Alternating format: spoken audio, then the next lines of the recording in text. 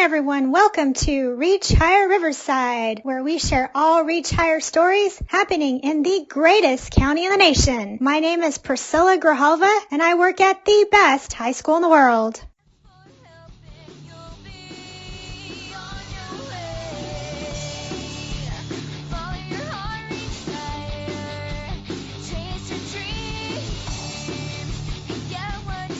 Okay, quick one today because school just started and it's been very, very busy.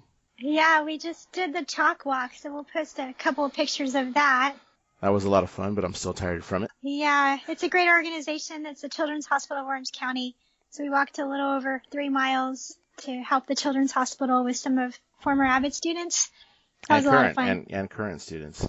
And one of them is going to be starting a service project that helps out the Ronald McDonald House, actually in our area. That's actually what she's doing. So you'll hear more information about that soon, and what her efforts there, which I think will be kind of cool. So yeah, that's awesome. Let's get into it real quick. What do we got this month? So on this podcast, we have Andrew from When We All Vote. He's going to share some tips for educators on how to get stuff started on your campus to help people register to vote and encourage them. And then we also, on our next podcast, we will have 2 members from the Reach Higher team talk about their Beating the Odds Summit that they just had with Michelle Obama. So we'll be talking with Stephanie and Marone.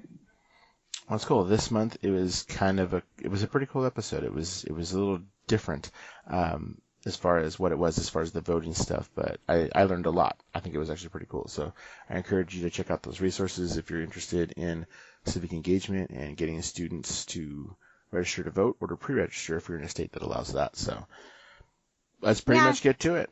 Yeah, and it's all free, so be sure you guys listen to our podcast and get some tips and check out their website. Andrew, if you could we're excited to interview you. We know you work for When We All Vote. If you could just share with our listeners where you went to college and what you studied. Great.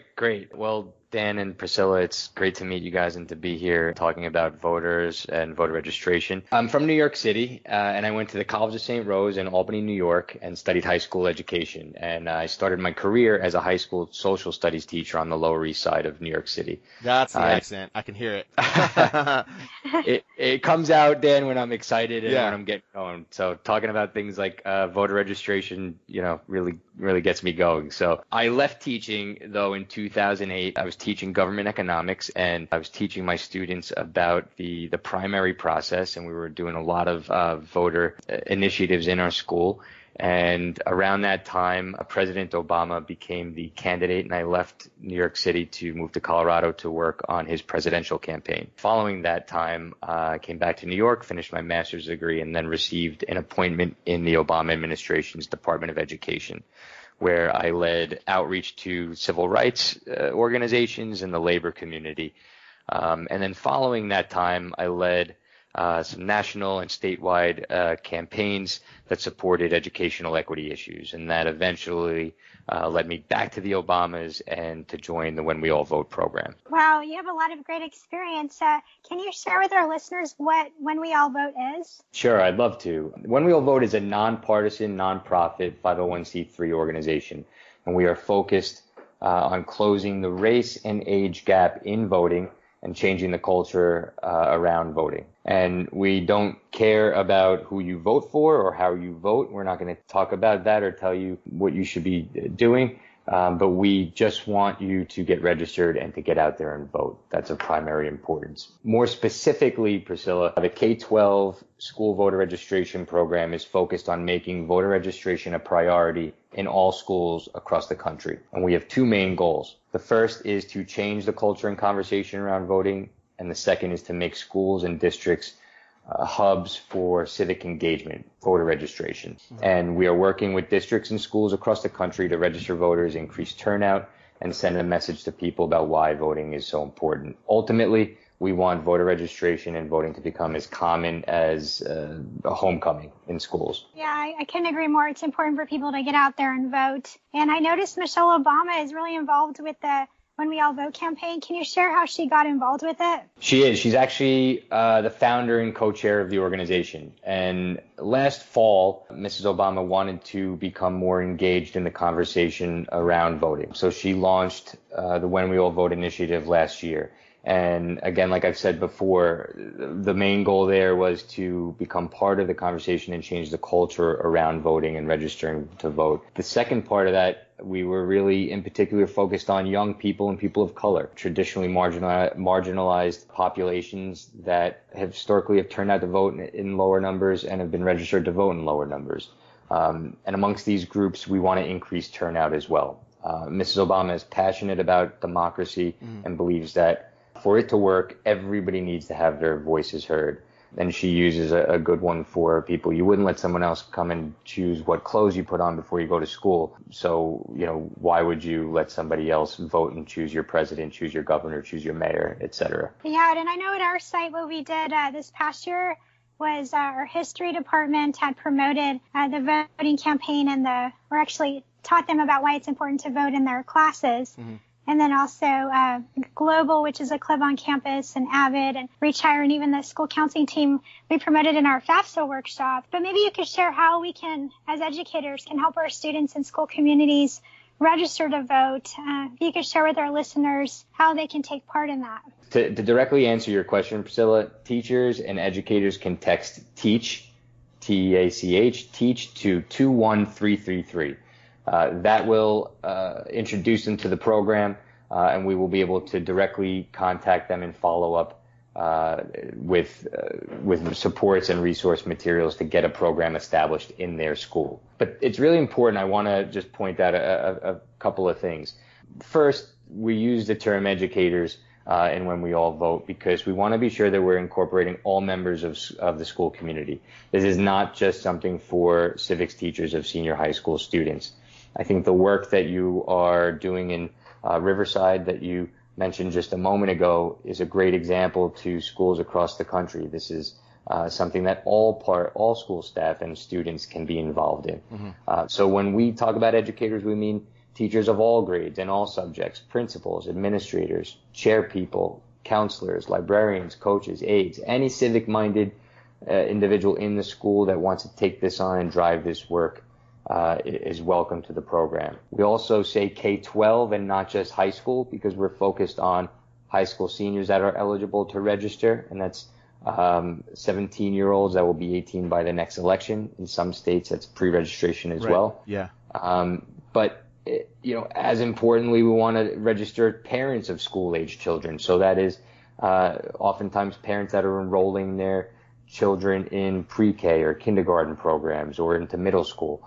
So we want to be sure that this is as expansive and inclusive as possible. Second, schools are the heart and soul of our communities. So there is no better place to be having a conversation and a discussion about the importance of voting and actually registering people to vote than in our schools. Students and parents generally sometimes are unsure of when and how to register to vote. And so educators can provide an excellent source of guidance and encouragement in how to do so. And as a former teacher myself, as I said before, I understand the time constraints, the burdens, and the stresses that educators are constantly under, no more now than ever. And we will be with them every step of the way. We will provide webinar trainings, technical assistance, connections to local voter registration organizations where that applies, sample lesson plans to engage students in conversation, and other support resources.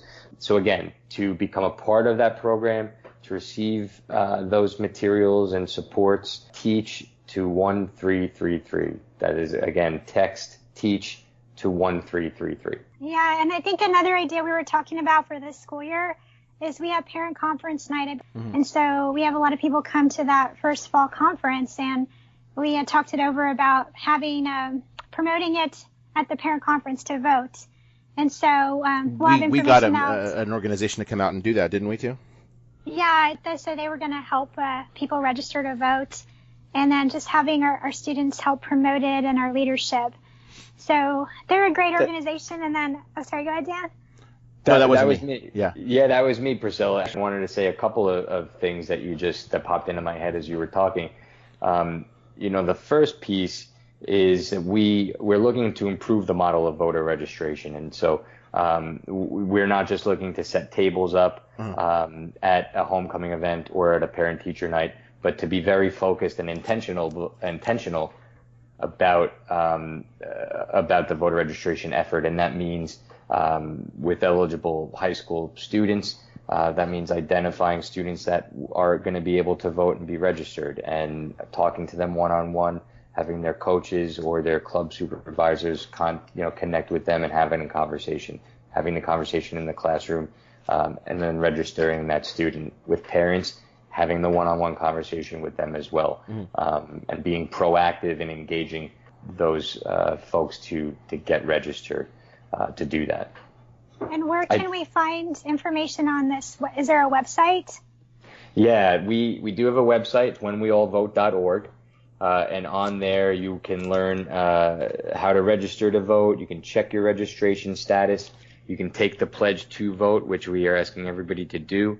You can also find out about elections in your community, and you can also find out what's on your ballot. And that'll be continually and constantly updated as every state has new elections that come up between now and 2020. Okay. Well, before we go on to our last question, Dan, did you have any other questions? Not a question, but I find it interesting that did you think it kind of stemmed out of being the social studies teacher? Because I was a history teacher too before I took over the AVID program, so that's kind of always on my mind. As I studied history in college and got into the government and econ stuff, that's always I was always even promoting that kind of stuff even before we had organizations come out to start registering to kids. In my AVID class, I actually did bring an organization out to pre-register, because you can do that in California.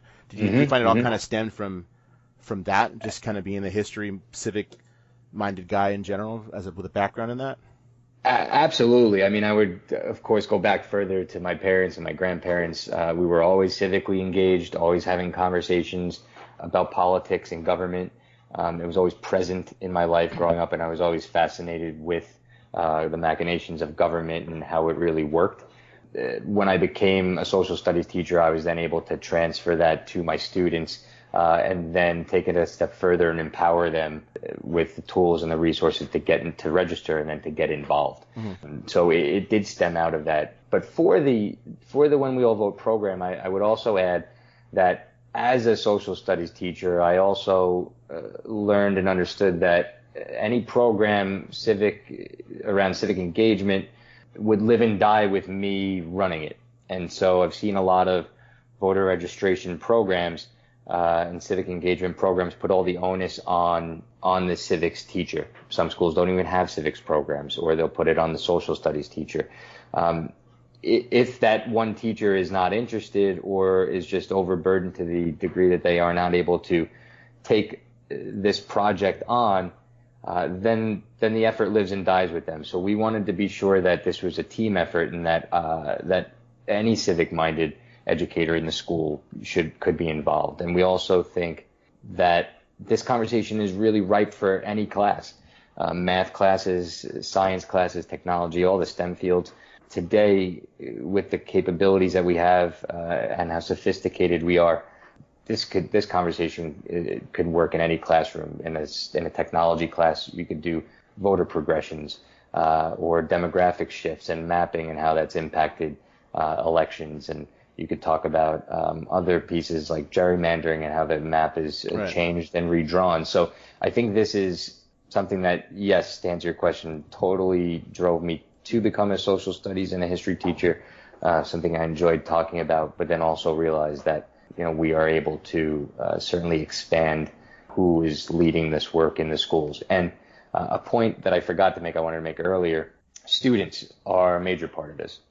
And so while we are focused on engaging educators to get this into the schools, we want them to be sure that they are engaging students as leaders of their peers to work on this and become voter registration captains and build out voter registration teams with their teachers and with their peers. And so we want this to become really, in a lot of cases, for students and led by students. So I'm checking out the website kind of as we speak, which is kind of neat. Doing this on the internet, I can kind of surf around while we're talking, and I clicked on California because that's where we are. And Excellent. It's a wealth of information about not only voting, but what's upcoming and what it takes to do that and how to register, pre-registration, same-day registration. But I noticed, too, that it's for every state, it looks like. So it's kind of neat. It's something you could be looking at. Okay, look, this is what California does. Let's have a look at what New York does. How does it differ? So that kind of can open up a bunch of different conversations as well. I just found that kind of interesting. It is interesting, and I've learned a lot myself in doing this work, and I do find it pretty fascinating how different states run their voter education and voter registration efforts. On our website, which is continually being updated, teachers and educators will find several resources. One is a state-by-state guide that you just alluded to, and that runs through all of the materials or identification, in some cases, that's needed to register. It runs through what the laws are in that state, the eligibility age and requirements, and when and how. And then it also we have information there about upcoming elections. Right, which is what I found that was pretty interesting. But yeah, we do have this. This is important also to mention that we are partnering with a lot of organizations across the country, voter registration and education organizations such as the League of Women Voters, the YMCA, the National Board Certified Teachers, National and State Teachers of the Year, the American Counselors Association, the Librarians Association, Council of Great City Schools. So we are working with organizations that represent educators across the spectrum and also voter registration organizations. And so together, we want to really fill out the entire map of the U.S. and be sure that every school is covered and has the support it needs to establish and run a program. Yeah, and I encourage everyone to check it out. I've pledged to vote on their website, and I receive their text messages. And I also just saw on your website the shirt. I love the shirt that you just posted about when we all vote, we change the world, Michelle Obama. I'm definitely going to buy that shirt, and I'll wear it to school. Well, you guys can check out the website. They have great resources. And as we go into our Sunshine Spotlight, we like to share at least one thing that made us happy this week. So, Andrew, if you can name at least one thing that makes you happy about when we all vote. I like how we're finishing this, Priscilla. It's end on a real positive note. What makes me happy about when we all vote is that while I know how exhausted they are by so many things, seeing their energy around this work and doing work that is outside of their normal day gives me energy to continue to work hard to try to reach every school in America. And ultimately, this is about empowerment. And last year, we registered tens of thousands of people. And of those thousands, a large percentage turned out to vote. And knowing that we help to continue to empower so many people to add their values and their ideas to the larger conversation about the direction of their community and of our country makes me really happy. And as Mrs. Obama and President Obama would often say, change happens when ordinary people get involved, get engaged, and together ordinary people can do extraordinary things. And above all that, I just love being back in schools, working with teachers, working with students. While my work has always been in education, I've been removed from the school setting for quite some time. And there just is no greater community than educators, no better place to be than in a school or in a district, and no better place to be than the school at the beginning of the year, senior year. It's so much energy. I guess the only better place to be would be at the school at the end of the year for graduation. Yeah. So, that, we'll be celebrating all of the efforts that all schools have put forth throughout the year with a large end of the year pep rally and celebrating all of the new registrants and all of the new voters and all of the great work that educators and students have been a part of throughout the country.